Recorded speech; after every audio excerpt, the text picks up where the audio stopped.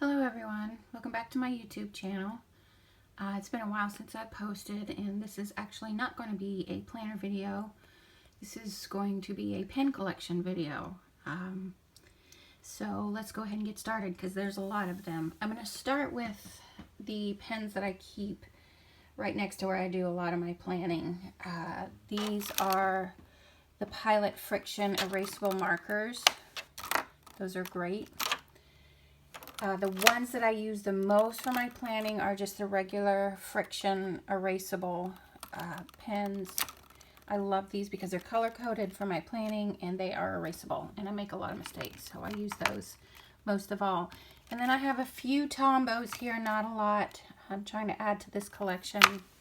I like to use these for lettering, coloring different things. I also have these highlighters. They are metallic highlighters. Those are a lot of fun to use for notes, Bible reading, things like that. Also have these. These are some of my favorites right now. The Pentel Sparkle Pop pens in the different colors. The metallic glitter in them is really pretty. These are my most recent purchase. These are, oh, I forget what they're called. They're fast drying gel pens, and they're easy to write with. Oh, the Energel Pentel is what they are, but they're fast drying. It came in several different colors. I have them scattered different places all throughout my purse and different places because I use these so much. I really like those. So those are the ones that I mostly keep right next to where I do my planning. So on to the main area where I keep my pens, which is here. So starting down here, what I have is my Copics. I don't have a lot of these because I haven't really mastered Copics yet. I inherited these markers and I'm still working with them. I do love them. The colors are beautiful and I love shading with the color families, but I haven't completely mastered them, so I'm not ready to invest in a whole lot more yet. Also, these Spectrum Noir alcohol markers work basically the same way. I think they're both compatible quality-wise. And then down here I have my white Signo Uniball gel pens, along with my Crayola Super Tips. I like the Crayola Super Tips. They're easy to letter with, fun to color with. Okay, and then on to my Jelly Roll collection. The collections that I have, of all of them, my favorite is the glaze. These glaze are so fun to color with. Don't like writing with them so much because they take so long to dry, but they're really great to color with because they give you different textures on the page. And then I also have the Moonlight collection, Souffle, which also gives you some texture. I believe that's called Stardust. And then the metallic. So the Jelly Roll pens are great to color with.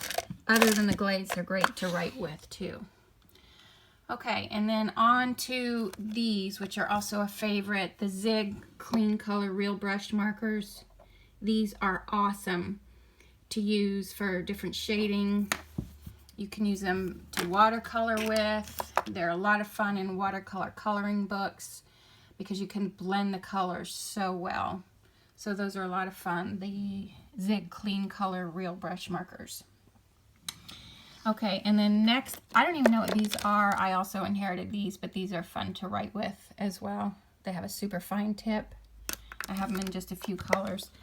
The next ones are the Stabilo Fine Point. These are great for note-taking, bullet journaling. In my planner, when I'm feeling confident that I'm not going to make a mistake, I write with these. Also really like writing with these, the Staedtler Triplus Fine Liner. Found these on clearance at Target. Those are great for the planner too because they're in so many different colors. So I enjoy writing with those. Okay, lettering and brush pens. The Pigma brush pens. Those are a little bit more tricky if you're just starting out with lettering. I don't recommend getting these. They have a much looser tip and larger tip. But if you're just starting out with lettering, these are the ones that I really recommend. The Tombow Fudenosuke. I don't know how to say it. Anyway, they're great. These are what I started out with. If you're starting out lettering, these are your pen. They come in black. And then I also got the color pack. So those are good to use. Another easy one to use for lettering are the Pentel Touch. And they have in different colors. The tips are great for lettering. And then I also have in just some neutral colors the Koi coloring brush pen. But the easiest ones as far as lettering are your Tombow and your Pentel. They're great to use for lettering. And I have used the Pigma some as well, but those take a lot more control and experience, I think, those brush pens. Okay, and then these are a lot of fun to play with too. They are the Aqua Spectrum Noir watercolor markers. The colors are very vibrant. A little bit of ink goes a long way. And I've used those a lot. These are just the Michaels brand Artist Loft pens, watercolor brush pens. And then I also have the La Plume. I don't really use these a whole lot anymore.